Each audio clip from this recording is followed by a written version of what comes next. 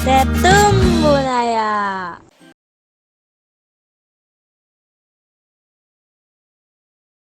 Halo adik-adik kelas Saturnus Sembu dan Saturnus S, apa kabar?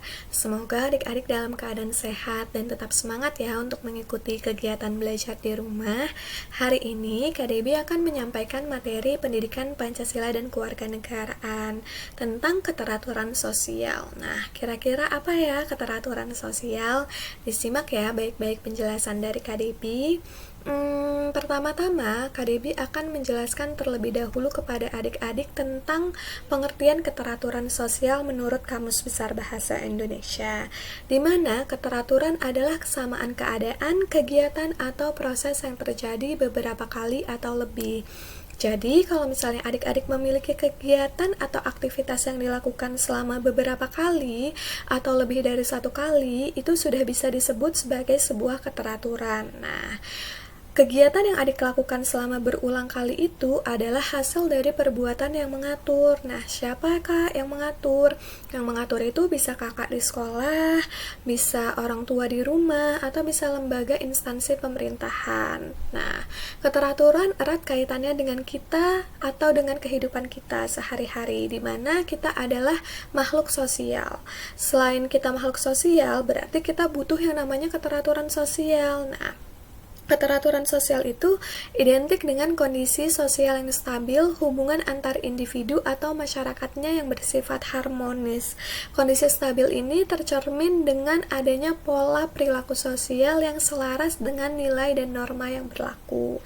Jadi, singkatnya, ketika adik-adik tinggal atau menetap di sebuah wilayah atau daerah atau di sekolah atau di rumah dan adik-adik mulai merasakan nyaman, aman, tenang, damai, artinya tempat di mana adik-adik berada itu sudah menunjukkan adanya tanda-tanda keteraturan sosial. Nah, selain tanda-tanda dari keteraturan sosial juga memiliki wujud. Yang pertama, aman, tertib, saling menghormati, dan mengedepankan gotong royong. Nah, selain tadi ada tanda-tandanya, ada wujudnya, ada juga nih unsur-unsur dari keteraturan sosial. Yang pertama adalah tertib sosial. Tertib sosial artinya kondisi kehidupan suatu masyarakat yang aman, dinamis, dan teratur karena setiap individunya bertindak sesuai dengan nilai dan norma yang berlaku di masyarakat. Nah, contohnya, misalnya adik-adik adalah pengguna jalan raya, entah adik-adik berjalan atau menggunakan kendaraan. Ketika adik-adik sedang berada di sebuah jalan, ada lampu lalu lintas. Ketika adik-adik sudah berhasil mematuhi rambu-rambu lalu lintas itu seperti merah berhenti, kuning bersiap-siap, hijau berjalan, adik-adik sudah mematuhi itu, berarti adik-adik sudah memahami unsur yang pertama atau sudah menjalankan unsur yang pertama, yaitu tertib sosial. Nah, yang kedua adalah order. Order adalah sistem norma dan nilai sosial yang berkembang, diakui dan dipatuhi oleh seluruh anggota masyarakat. Order dapat tercapai apabila kita sudah melaksanakan hak dan kewajiban. Jadi, hak dan kewajiban kita sudah dijalankan secara seiringan. Order ini wujudnya adalah dari tanggung jawab kita, Dek. Jadi, kalau misalnya kita sudah bertanggung jawab, kita sudah melaksanakan norma dan nilai yang sesuai dan itu diakui, berarti kita juga sudah menjalankan unsur yang kedua berupa order. Nah, yang ketiga adalah keajekan.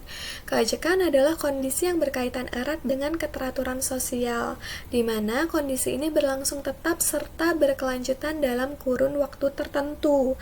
Keajekan adalah hasil dalam rutinitas kehidupan manusia.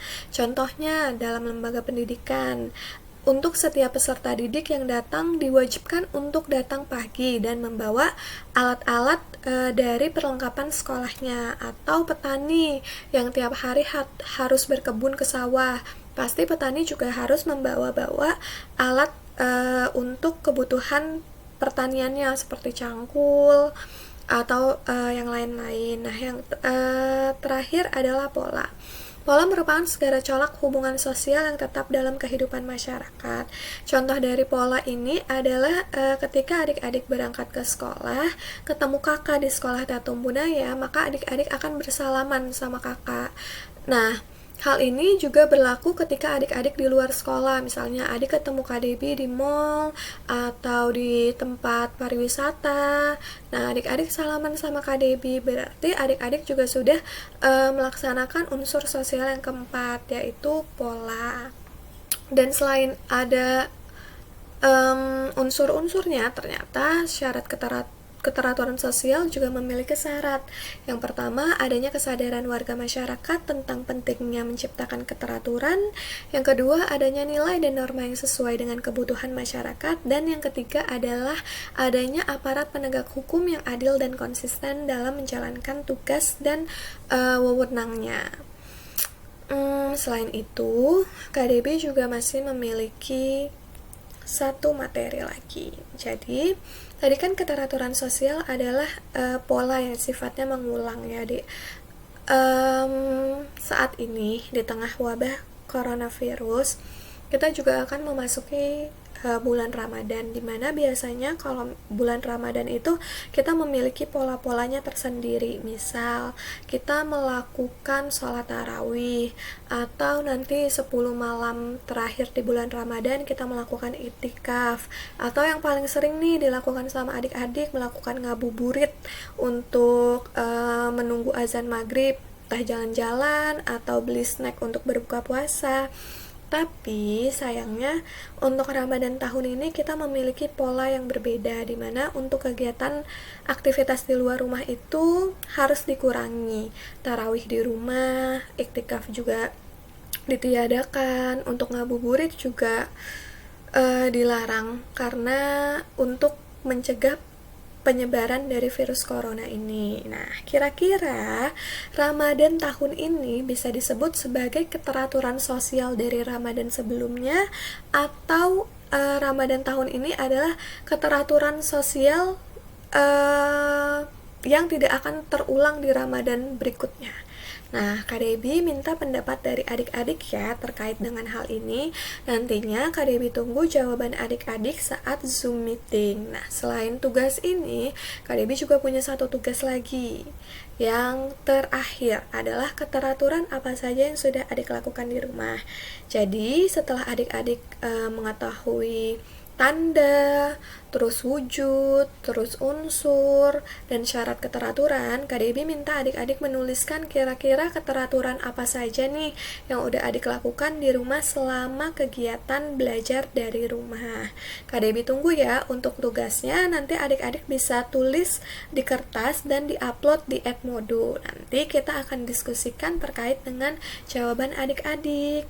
Semangat ya untuk kegiatan belajar di rumahnya.